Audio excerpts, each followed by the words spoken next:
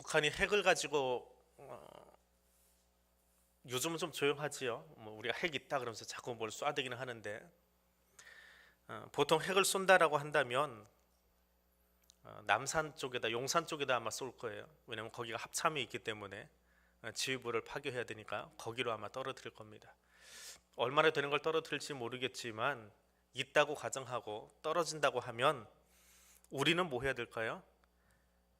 미사일이 날라온다 하고 공습 경보가 울릴 겁니다. 그럼 여러분 어떻게 하시겠습니까?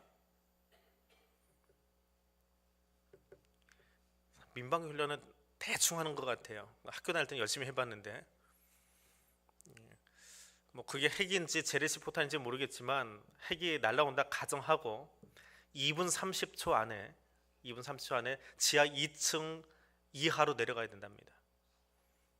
지하 2층까지는 방어해 줄 수 있는, 낙진을 좀 막아줄 수 있는, 그렇다고 다 개방되어 있는 지하 2층은 별 소용이 없답니다. 요즘 뭐 아파트 지하 공간 보면 이렇게 사방으로 뚫려 있죠. 바람이 슝슝 통하는, 거기는 다 들어오기 때문에 그런 경우에는 가능한 가운데 지역으로. 그럼 거기 가서 며칠 있으면 될까요? 먹을 것도 안 가지고 들어가서 참 힘드시겠지만 이틀은 거기 있어야 된답니다.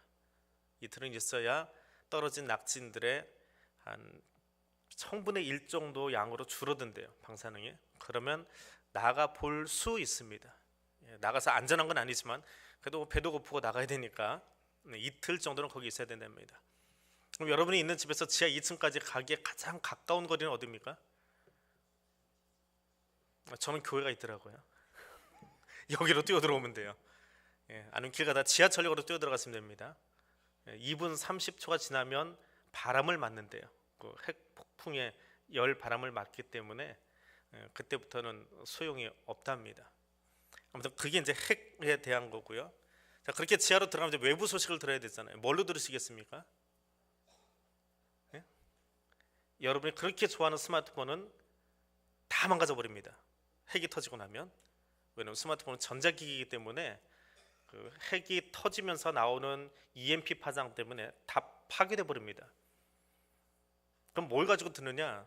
요즘은 없어요. 예전에는 저희 아버지가 집에 한 대 꼭 가지고 계셨어요. 그 전쟁 세대시기 때문에 가지고 계셨는데 건전지를 집어넣을 수 있는 단파 라디오기가 있어야 된답니다. 평상시에는 건전지가 빠져 있다가 그때 껴가지고 국가에서는 마지막으로 송출할 수 있는 게 단파 방송이래요. 그걸 가지고 쏴주니까 거기서 나오는 재난 방송을 들으면서 밖으로 나오면 된답니다. 근데 민방위 교육을 잘 안 받으신 것 같아요. 학교에서는 다 가르쳐 줍니다. 학교에서는 이 정도 지식은 아이들한테 가르쳐 주는데 기억을 하고 있는지는 모르겠어요. 그러면 핵이 아닌 재래식 포탄은 어떨까요? 우리나라 포병에 쏘는 포탄 말고 인천 상륙 작전할 때 그 함정에서 쏴주는 포탄이 있어요. 8인치, 두께가 8인치 되는, 둘레가 8인치 되는 포탄이 있는데 재래식 포탄입니다. 사람 죽이는 포탄은 아니고 그냥 공포심을 유발시키기 위한 거예요. 솔직하게 이야기하면 사람한테 명중시키는 포탄은 아닙니다. 자, 그 포탄이 우리 교회 건물에 맞으면 보통 한 번 쏠 때 16발이 동시에 날아옵니다. 한 지역을 강타할 때 한 번에. 그리고 좀 있다가 8인치 포탄은 30초 단위로 하나씩 날아오시거든요. 요즘 현대식 장비는 한 25초에 한 발씩 날아오는데 16발씩 계속 날아오기 시작하면 두 번째 포탄쯤 되면 건물의 구멍이 다 뚫려버립니다. 무너지는 거지요. 보호받는다라고 하는 말은, 보호받는다라고 하는 것은 언더커버라고 영어로 쓰고 있습니다. 커버로 덮어준다. 그럼 어느 보호 아래 들어가면, 어떤 보호막 아래 들어가면 가장 안전할까요? 오늘 성경은 그 이야기를 하고 있습니다.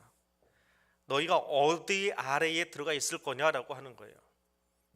답은 간단합니다. 하나님의 보호하심 아래에 들어가 있으면 가장 안전합니다. 그 안에 들어와 있으라라고 하나님은 수도 없이 자주 이야기하십니다. 그 말을 듣고 행동하는 것이 순종하는 거예요. 순종하는 것은 다른 것이 아니라 하나님의 보호하심 안으로 들어가는 거예요. 그래서 그 보호하심 안에 들어가 있으면 안전합니다. 그런데 오늘 말씀을 보면 그것을 거절한 사람들의 이야기가 나옵니다. 우선은 북이스라엘에 나오는 여로보암입니다. 여로보암과 금송아지의 이야기가 13장 제일 첫 부분에 나오고 있습니다. 여로보암이 베델과 단에다가 단을 쌓습니다. 다른 지명이고요. 거기에 제단을 쌓습니다. 왜 그것을 쌓느냐? 12장 27절에 가니까 만일 이 북이스라엘 백성들이 예루살렘에 있는 여호와의 성전에서 제사 드리려고 거기로 올라가면 백성의 마음이 유다 왕 그들의 주 르호보암에게 돌아가서 나를 죽이고 다시 쿠데타 일으키고 르호보암에게 다 돌아갈 거다. 그러니까 저 휴전선 넘어서 남한으로 내려가지 못하게 하고 북한에서도 예배 드릴 수 있다고 그렇게 이야기하자 해가지고 이스라엘 지도의 중심에 해당하는 베델하고 가장 북쪽에 있는 단에다가 제단을 쌓습니다. 여기서 예배 드려도 된다, 너희가 올라가지 않아도 된다라고 이야기합니다. 근데 뭔가 보여야 되잖아요. 남쪽에는 예루살렘 성전이 있습니다. 그럼 북쪽에 그만한 성전을 짓기에는 시간도 촉박하고, 또 하나는 제단은 만들지만 성전을 짓지 못하는 이유가 하나 또 있어요.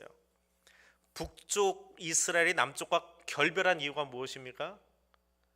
성전을 지으면서 노동력을 착취당하고 세금을 빼앗긴 그 아픔이 있기 때문에 거기에 대해서 좀 해소해 달라고 이야기하다가 빠져나왔잖아요.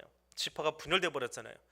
근데 북쪽에서 또 성을 짓고 성전을 짓는다라고 발표하면 남쪽이나 북쪽이나 똑같네라는 말이 나옵니다. 그래서 성전을 못 짓습니다. 그래서 결국은 자그마한 예배처소 제단만 만드는 거예요. 그런데 남쪽에 있는 예루살렘 성전을 알아요. 으리으리합니다. 몇 년 동안에 지어진 거예요. 다 금으로 칠해진 거예요. 그럼 북쪽에도 거기에 뭔가 보조를 맞출 수 있는 눈에 보이는 게 하나 있어야 되겠지요. 뭘 만들어요? 금덩어리로 송아지 만들어 놓은 겁니다. 여러 가지 이유에서 금송아지가 만들어졌어요. 이게 금송아지가 대체 뭐냐라고 하는 것에 대해서는 신학자들이 이야기가 많이 있습니다. 왜냐하면 가나안의 주신이라고 불리는 바알신을 눈으로 보게 만들어 놓은 것이 황소예요. 바알신은 황소로 등장합니다. 또 어떤 진보적인 신학자는 하나님이 이 땅에 내려오셨을 때에 사람들은 하나님을 보지 못하니까 신이 내려서 앉아있는 좌대, 의자, 강대상 의자처럼 그 좌대가 소라는 거예요. 제우스가 올림푸스 산에 있다가 인간 세계로 내려오면 황소 타고 돌아다닙니다. 고대인들의 생각이에요. 신이 이 땅에 내려오면 황소 타고 돌아다닌다라고 생각을 해요.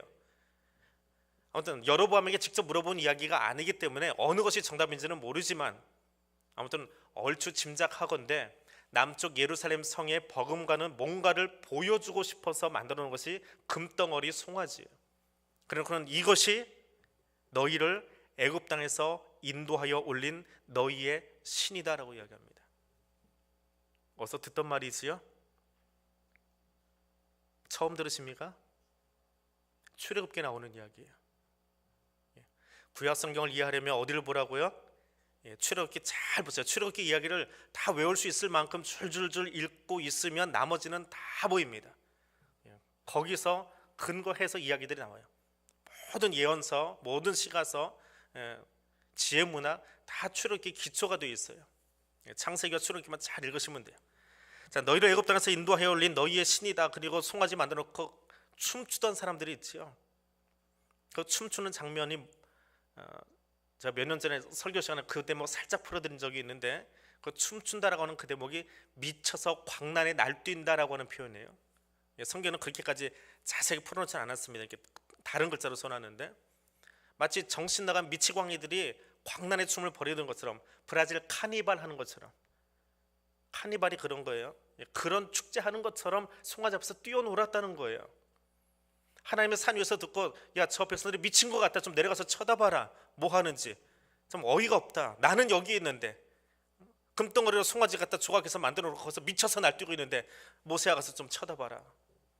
하나님 그러고 이야기하시거든요. 근데 그 잘못된 대목, 그 대목을 다시 여로보암이 반복하고 있는 거예요. 역사는 반복됩니다. 역사 공부 잘해야 돼요. 성경의 역사도 공부해야 되고 한국의 역사도 공부해야 돼요. 역사를 아는 사람이 이 시대를 잘 살아갑니다. 역사를 우리나라 사람들은 암기 과목으로 알기 때문에 잘 안 하려고 그러는데, 역사를 모르면, 역사의식이 없으면 지금 이 나라를, 이 세계를 끌어갈 수가 없어요. 역사의식이 건강한 사람이 그 시대를 끌고 나가게 되어 있습니다. 여로보암이 왜 무너졌습니까? 역사의식이 꽝인 거예요. 출애굽기 이야기를 아예 잊어버린 거예요. 그걸 다시 반복하고 있는 거예요. 그 송아지 만들었다가 죽어버린 이야기를 잊어버린 거예요. 역사를 잊어버리고 나니까 다시 재탕하면서도 이것이 재탕인지 모르는 거예요. 하나님이 그것에 대해서 얼마나 화가 나셔가지고 모세를 내려보내셨는지, 모세가 엄격하게 십계명 돌판을 던져버릴 만큼 얼마나 그게 미치고 황해지신지 잊어버린 거예요. 역사를 알면 못하지요. 역사 공부 안 한 거예요. 여로보암은 여기 보면 그렇게 나와 있어요.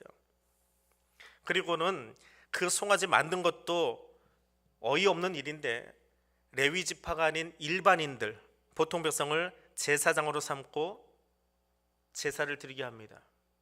제사는 오직 레위 지파에게만 해당되는 일인데 다른 누구든지 자원하면 다 하도록 허락해 주었습니다.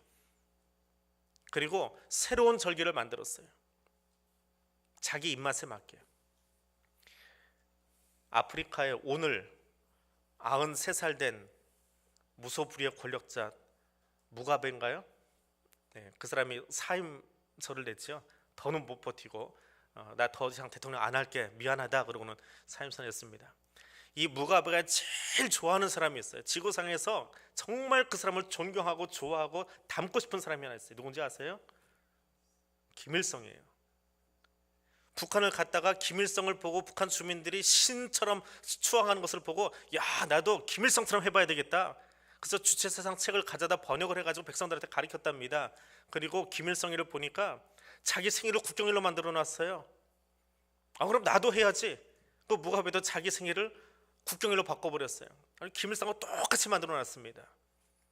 김일성이 자기 아들에게, 손주에게 넘어간 것처럼 나는 내 부인에게 한번 넘겨줘 보겠다, 대통령을 부인에게 넘겨주겠다 하고 말했다가 이게 걸려가지고 탄핵 위기에 몰렸다가 오늘 사임을 했습니다.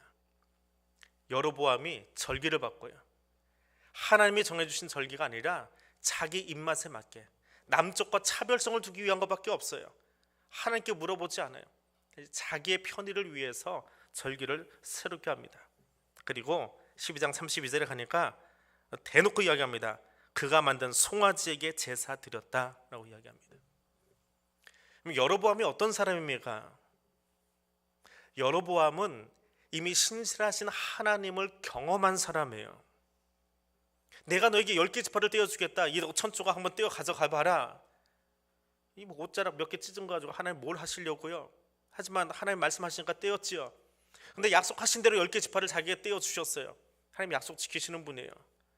지키신 뒤에 하나님 뭐라고 하셨습니까? 너 말씀 안에, 내 안에만 있어라. 그럼 내가 내 나라를 견고하게 해줄게. 여로보암은 하나님의 은혜를 경험했던 사람이에요. 그 나라, 그 말씀 안에 있으면 하나님이 그 나라 지켜주시겠다라고 말씀하셨습니다. 그런 방법은 하나예요. 비록 나라가 갈라지는 아픔은 겪었지만 하나님 안에 서 있으면 여로보암은 은혜 입은 백성으로 살아갈 수 있었어요.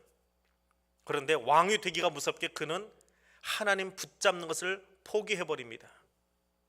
내 생각대로 살아갑니다.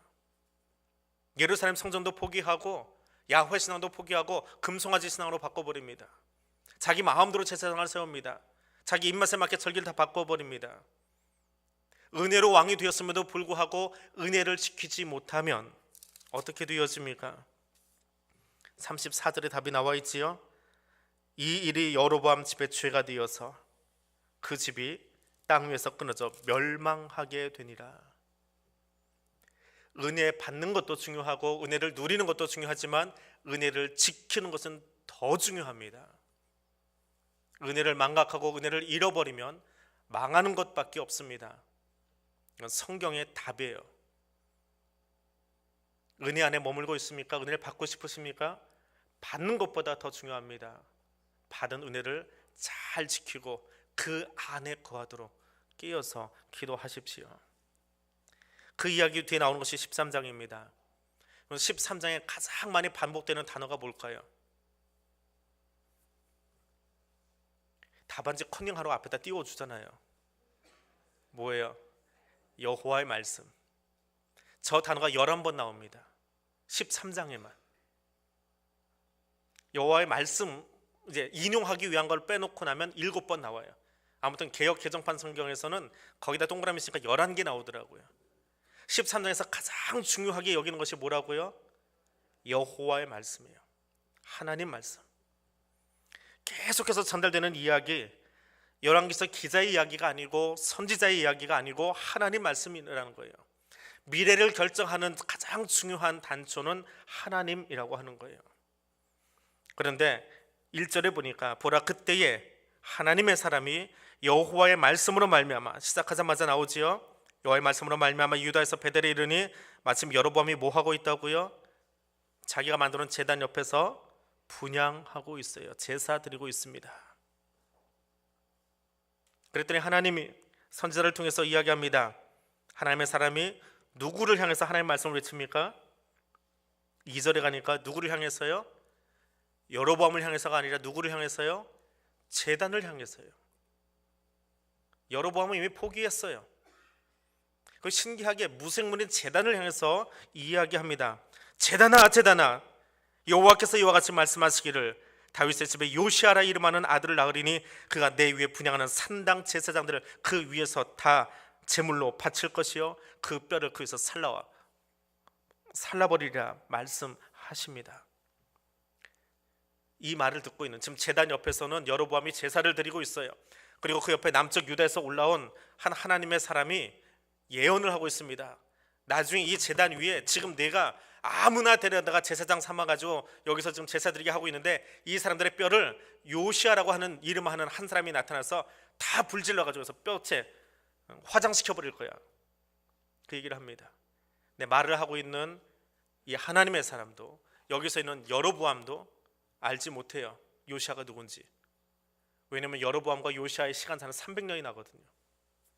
그 300년 뒤에 열왕기하 23장에 가면 여기 이 예언대로 요시아가 이곳에서 산당 제사장들을 다 불살라 죽여버립니다. 여로보암이 만들어놓은 거짓 예배를 하나님이 무너뜨리겠다라고 약속하고 있는 거예요. 말씀하고 계시는 장면이에요. 그러니 이 왕은 지금 어떻게 했어요? 남쪽과 비교되는 뭔가 그럴듯한 걸 만들려고 베델과 단에다가, 베델은 북쪽 수도예요. 거기다가 제단을 쌓아놓고 멋있게 번쩍번쩍하는 금 송아지 한 마리 만들어 놓고, 그래도 나름 제사장을 하나 세워가지고 절기를 만들어서 뭐 국경일을 만들었는지 아무튼 제사를 드리고 있습니다.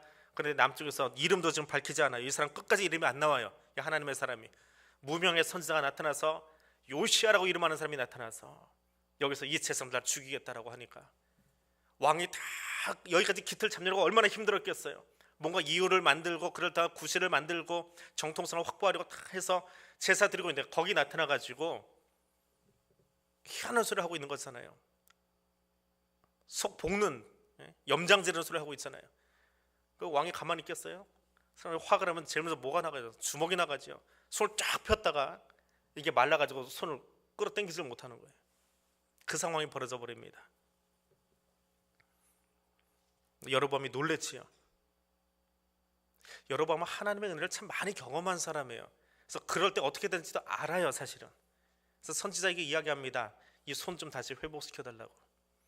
회복시켜 놓고 나니까 이 사람이 보통 사람이 아니에요. 그래서 우리 집에 와서 식사나 같이 하고 갑시다 라고 이야기합니다. 선지자가 거절하지요. 9절에 가니까 거절하는 이유가 있습니다. 누가 명령하셨어요? 여호와의 말씀이 내게 명령하여. 어떻게 하라고요? 떡도 먹지 말고 물도 마시지 말고 왔던 길로 되돌아가지 말라. 왔던 길로 다시 가지 말고 조금 돌아서 유다로 다시 내려가라는 거예요. 네가 왔던 길에 누가 서 있을지 모르니까. 아주 디테일하게 하나님이 이 사람이 해야 될 일을 이야기해 줍니다. 그리고 다른 길로 돌아서 갔습니다. 자, 13장이 10절까지 끝나면 참 아름다워요. 그나마 여로보암에게 있어서는 불행한 이야기지만 이 무명의 선지자가 여기까지 일을 하고 마치고 돌아갔으면 참 깔끔했어요. 근데 불행한 것은 이 뒤에 나오는 이야기예요.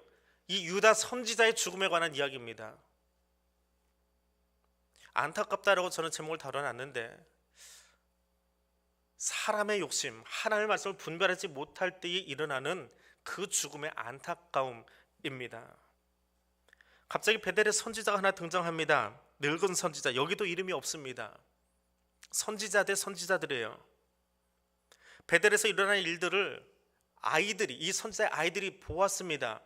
왕이 이만저만해서 제단을 차리고 했는데 무명의 선지자가 나타나서 이렇쿵저렇쿵 이야기했습니다. 아버지에게 가서 희한하니까 왕의 손이 곱았다가 다시 펴지고 하는 그런 일들이 있으니까 왕의 재산 절반을 준데도 안 받겠다고 그러고 뿌리치고 가버리는 그 희한한 사람들을 보면서 참 대단하다, 저런 사람이 다 있냐고 집에 가서 이야기를 합니다. 그랬더니 아버지가 좀 만나보고 싶다, 그 사람이 누군지 만나봐야 되겠다, 빨리 나귀에다가 안장 실어라. 그럼 쫓아 달려갑니다. 달려가서는 나도 하나님의 사람인데, 나도 천사에게 지시를 받았는데 같은 선지자 입장에서 얘기 좀 합시다. 우리 집에 가서 떡 좀 먹읍시다. 그랬더니 선지자라니까 이 유다에서 올라온 하나님의 사람이 쫓아갑니다. 근데 쫓아가자마자 20절에 그들이 상 앞에 앉았을 때 여호와의 말씀이 그 사람을 데려온 선지자에게 임하여서 이야기합니다. 하나님의 사람을 향해서 외쳐 부릅니다. 여호와의 말씀에 내가 여호와의 말씀을 어기며 내 하나님 여호와께서 내게 내리신 명령을 지키지 아니하고 돌아와서 여호와가 너더러 떡도 먹지 말고 물도 마시지 말라 하시는 곳에서 떡 먹고 물 마셨으니 내 시체가 조상들의 묘실에 들어가지 못하리라. 객사하리라 하는 말이에요. 쉽게 얘기하면 너 내 말 안 지켰으니까 객사하는 거다. 일어나서 선지자가 놀라 집으로 돌아갑니다. 돌아가는 길에 우리 같이 읽었죠? 뭐가 나타나요? 사자가 나타나서 물어 죽여버립니다. 그 다음 이야기예요. 사자가 선지자를 물어 죽였는데 잡아먹진 않아요. 딱 그 옆에 지키고 앉아있어요. 사자가 나타나면 이 나귀 타고 가고 있었는데 나귀는 어떻게 할까요? 그러면 인터넷에 보면 허무맹랑한 이야기들이 간혹 올라옵니다. 그 길거리에 요즘 도사견이라고 부르는, 좀 맹견이라고 부르는 개들이 나와서 사람을 이렇게 해치는 일들이 좀 종종 있지요. 근데 이 도사견들, 잘 훈련된 도사견들이 호랑이를 만나면 맞짱 뜰 수 있다는 그런 이야기가 올라옵니다. 근데 사람들은 또 확인해보고 싶어 합니다. 그래서 전국 대회에서 우승한 도사견을 동남아에서 실제로 전국 대회에서 우승한 이 도사견을 호랑이 우리에다가 다 집어넣어 버렸어요. 어떻게 하나 보려고. 어떻게 됐을까요? 호랑이가 죽이진 않는데요, 그 개 표정이 참 가관이에요. 철창에 딱 이 몸을 기대고 서가지고 고개를 옆으로 돌리고 눈은 쭉 깔아가지고 눈물을 찔끔찔끔 흘리면서 주인을 보고 있는 거예요. 나 지금 여기다 왜 집어넣어가지고 지금 이렇게 오금저리게 하고 있습니까? 호랑이는 그 옆에서 가소롭지 않다는 듯이 쳐다보고 빙글빙글 돌아다니고 있어요. 사자가 옆에 서 있으면 나귀는 어떻게 해야 돼요? 가능한 빨리 도망가야지요. 거기 있으면 되겠어요? 한 방이면 턱이 날아갈 텐데. 그런데 나귀도 안 도망가고 사람은 죽었는데 그 사람을 뜯어먹고 사자가 그 옆에 떡하니 지키고 있는 것을 사람들이 지나가다 보니까 이게 정상적인 모습이에요? 이상한 모습이에요? 이상한 모습이지요. 희한하다, 이런 일이 다 있냐 하고는 이 사람이 베델에 가서는 그 선지자에게 이야기합니다. 내가 오다 보니까 길거리에 이런 일이 생겼습니다. 사자가 사람을 죽여놨는데 뜯어먹지도 않고, 나귀란 녀석은 무서우면 빨리 36개 주랭랑을 쳐야 되는데 그 옆에서 가만히 떠있다. 가면 보니까 그게 누구예요? 자기 집에서 떡 먹고 간 사람이에요. 그러니 이 선지자 입장에서는 어떻겠습니까? 빨리 쫓아가서 그 선지자의 시신을 수습하고, 내가 실수했구나, 내가 잘못했구나. 그러면 그 선지자를 자기의 묘실에 수습해주고 내가 죽고 나면 내 시신을 그 사람 옆에 묻어달라고 이야기하는 것으로 끝납니다. 물론 그 뒤에 여로보암의 이야기가 잠깐 나오긴 합니다. 이것은 계속되는 이야기예요. 여로보암의 집안이 망한다 하는 이야기는 이제 열왕기서에 끊임없이 나오는 이야기입니다. 하나님의 말씀을 대충 들었던 베델의 선지자나 분별하지 못했던 유대손 선지자나 하나님의 말씀이 얼마나 엄위한가라고 하는 것에 대해서 다시 한번 생각하게 합니다. 말씀을 맺습니다. 세 가지만 질문합니다. 여러분, 하나님 말씀에 대한 신뢰가 있으십니까? 정말 하나님 말씀을 두려워하십니까? 솔로몬이 그 아들에게 이야기합니다. 너는 청년의 때 곧 곤고한 나르기 전에 내 하나님 여호와를 경외하라, 두려워하고 섬기라 라고 이야기합니다. 르호보암이 그 아버지의 말을 경외한 것이 아니라 경홀히 여겼어요. 하나님은 끊임없이 이야기합니다. 르호보암에게만이 아니라 여로보암에게도 이야기하셨어요. 내가 내 말 안에 거하면 내가 이 나라를 지켜주겠다라고 이야기했는데 여로보암은 하나님의 말씀을 경외한 것이 아니라 경홀히 여겼어요. 딱 한 글자 차이지요. 한글로 하니까. 여러분 하나님을 경외하십니까? 경홀히 여기십니까? 하나님의 친구라고 하니까 만만해 보이십니까? 말씀을 들어도 그 말씀대로 살지 아니하고 말씀이 선포되어도 그 말씀대로 살아보려고 아둥바둥하지 않고 뭐 대충 이 정도만 살아도 하나님이 해주시겠지라고 경홀히 여기고 있지 않습니까? 사랑하라고 용서하라고 품으라고 그렇게 말씀하심에도 불구하고 이 정도까지는 괜찮아 남도 다 하는 거니까라고 하나님을 만만하게 보고 있지 않습니까? 두려워해야 될 그분을 두려워하지 않고 경홀히 여기면서 나는 하나님을 신뢰한다고 말하고 있습니까? 하나님을 신뢰한다라고 하는 것은 말씀을 믿는 것만이 아니라 두려워하며 예배하는 것입니다. 내 마음에는 정말 하나님에 대한 두려움이 있습니까? 공포의 영화 보는 것처럼 그런 두려움이 아니고요, 창조주이신 그분, 내 생명을 손에 쥐고 계신 그분을 진정으로 두려워하며 거기에 합당한 예배자로 서 있느냐라고 하는 겁니다. 그분을 정말 두려워한다면 이 정도로 살아서는 안 되지요. 우리 입에 말이 그렇게 함부로 나가서는 안 되지요. 우리 눈빛이 누군가를 향해서 미워하며 함부로 쏘아대면 안 되는 것이지요. 우리의 발걸음이 내가 원하는 대로만 걸어가서는 하나님을 두려워하는 것이 아니지요. 두려워하는 자의 눈빛이, 두려워하는 자의 말버릇이, 두려워하는 자의 걸음이 이 정도로 살아서 되겠습니까? 한국의 교회가 지금 세상으로서 지탄받는 이유는 무엇입니까? 이유는 한 가지예요. 하나님을 만만하게 봐서 그래요. 이 정도로 해도 하나님 대충 봐주실 거야 착각하고 살고 있기 때문에 그러다 보니까 세상이 우리를 우습게 여기는 거예요. 우리가 하나님 우습게 여기는 것처럼 세상도 교회를 우습게 여기고 그리스도를 우습게 여기는 거예요. 하나님을 두려워하는 사람, 하나님을 경외하는 사람 될 수 있기를 원합니다. 두 번째로 내 고집으로 하나님 꺾으려고 하고 있지 않습니까? 여로보암이나 이 나이든 베델의 선지자나 자기의 방법을 고집하면서 하나님의 의지를 돌려보려고 합니다. 자기 딴에는 최선이지요. 제단을 쌓고 금송아지를 만들고 나름 제사장을 세우고 뭔가 해보려고 했습니다. 그러나 하나님의 방법이 아니면 아닌 거예요. 내가 다 해놓고 내가 다 계획 세워서 만들어 놓고 이대로 해도 하나님 되지요? 라고 물어보면서 그냥 하나님 방법이 아니지요. 발람을 동원해서 이방인 점쟁이를 동원해서 이스라엘을 저주하려고 했던 이야기가 있습니다.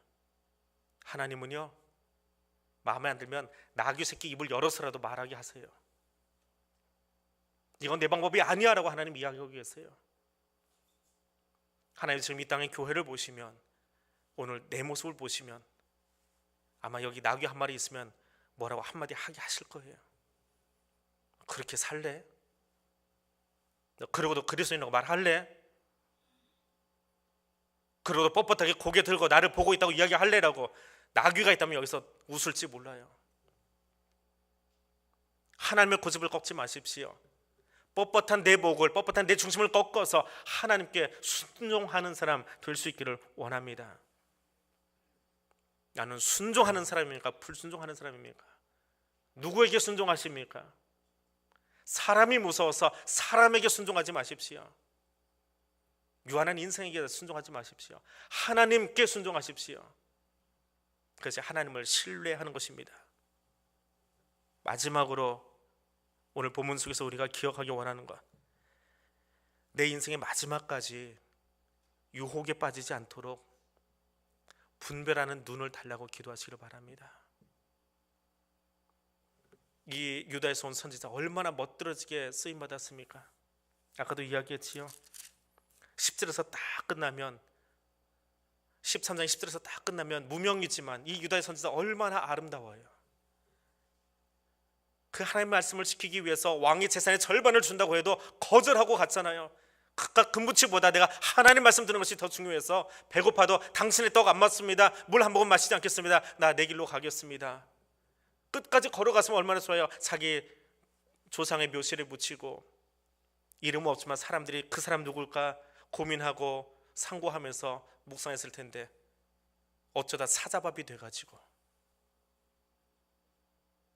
인생의 마지막까지 지금까지 잘 살아오셨는데, 지금까지 열심히 해오셨는데, 우리 인생의 마지막 순간에도, 내 인생의 마지막 순간에도 그 분별력을 가지고 설 수 있도록 그렇게 기도하십시다. 이 선지자도 넘어뜨린 거짓의 영이 우리에게는 안 덤빌 것 같아요? 우리는 그냥 가만 내버려 둘 것 같아요? 그깟 사람 하나 넘어뜨려봤자 별일 없으니까 그냥 지나갈 것 같아요? 아니요. 사탄은 그리스도인 하나 넘어뜨릴 때마다 얼마나 쾌재를 부른지 모릅니다. 너무너무 신나할 거예요. 탕자 하나가 돌아와서 아버지의 밥상 앞으로 오면 아버지가 신이 나서 송아지 잡지요. 그 미련퉁이 아버지를 욕보인 그 아들 돌아와도요, 하나님 기뻐서 송아지를 죽여서라도 잔치 벌이세요. 그런데 거꾸로 되면 어떨까요? 열심히 평생에 하나님의 종으로 살다가 막판에 자기 의지 때문에, 자기 욕심 때문에 넘어져 버리면 그럼 누가 송아지 잡을까요? 사탄이 송아지 잡을 거예요. 내가 깨어야 돼요. 다른 사람 생각하지 마시고요. 내가 깨어서 마지막 순간까지 그 분별의 영을 가지고 살 수 있도록 기도하십시오. 나이 들수록, 사역을 더 많이 감당할수록, 은혜를 더 많이 받으면 받을수록 더 조심해서 선지로 생각한 그때에 넘어지지 아니하도록 주님에게 분별의 영을 허락해달라고 기도하면서 나아갈 수 있는, 매번 하나님 앞에 나가서 다시 한번 묻고 그 답을 받을 수 있는 사람, 그 사람 될 수 있기를 원합니다. 우리 같이 기도하겠습니다. 여러분 자신을 위해서 기도합니다. 손을 모으고 여러분 가슴에 손을 얹어 기도하겠습니다. 하나님, 하나님을 경외하는 신앙의 소유자 되기를 원합니다. 주를 두려워하며 하나님께 합당한 예배 드리는 자 되기를 원합니다. 하나님 말씀 앞에 겸손한 자 되기를 원합니다. 날마다 겸손하게 하옵소서. 그리고 그 말씀을 사랑하는 사람 되기를 원합니다. 말씀을 사랑하면 사랑할수록 내 가슴이 아파요. 힘들어요. 지키기 너무 힘들었어요. 근데 그 말씀 사랑하는 것이 생명의 길입니다. 사는 길입니다. 하나님, 내가 그렇게 살고 싶습니다. 이 세 가지 기도 제목 가지고 여러분 가슴에 손 얹고 함께 기도하겠습니다.